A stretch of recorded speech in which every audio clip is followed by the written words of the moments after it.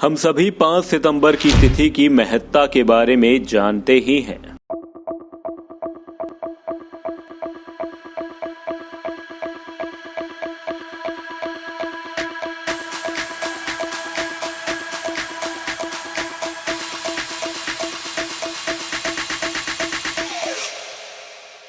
इसी दिन यानी 5 सितंबर 1888 को सर्वपल्ली राधाकृष्णन का जन्म हुआ था। राधाकृष्णन को भारतीय संस्कृति के संवाहक, प्रख्यात शिक्षाविद, महान दार्शनिक और एक आस्थावान हिंदू विचारक के तौर पर जाना जाता है।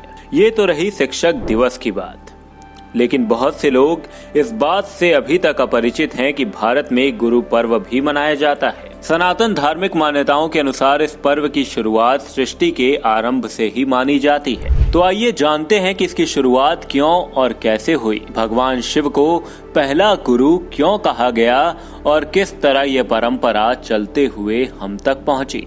यह पर्व आषाढ़ मास की पूर्णिमा को मनाया जाता है, जिसे गुरु पूर्णिमा कहा जाता है। धार्मिक मान्यताओं के अनुसार इस दिन महर्षि वेद व्यास का जन्म हुआ था, जिसके उपलक्ष्य में आज भी प्रत्येक आषाढ़ मास के शुक्ल पक्ष की पूर्णिमा तिथि को यह पर्व मनाया जाता है। प्राचीन समय से भारत में गुरु और शिष्य की परंपरा चली आ रही है।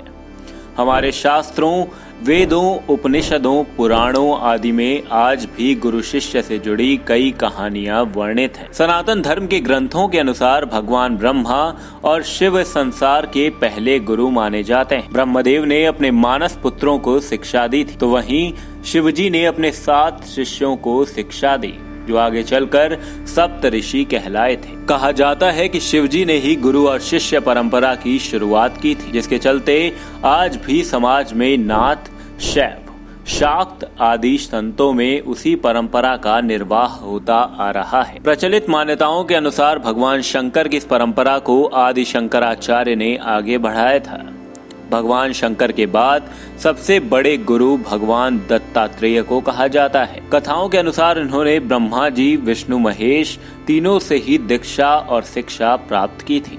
धार्मिक ग्रंथों में यह वर्णन मिलता है कि दत्तात्रेय के भाई ऋषि दुर्वासा बहुत चंद्रमा थे। ये ब्रह्मा के पुत्र अत्रि और कदर्म ऋषि की पुत्री अनुसुईया के पुत्र थे। अश्रु के गुरु थे आचार्य शुक्राचार्य।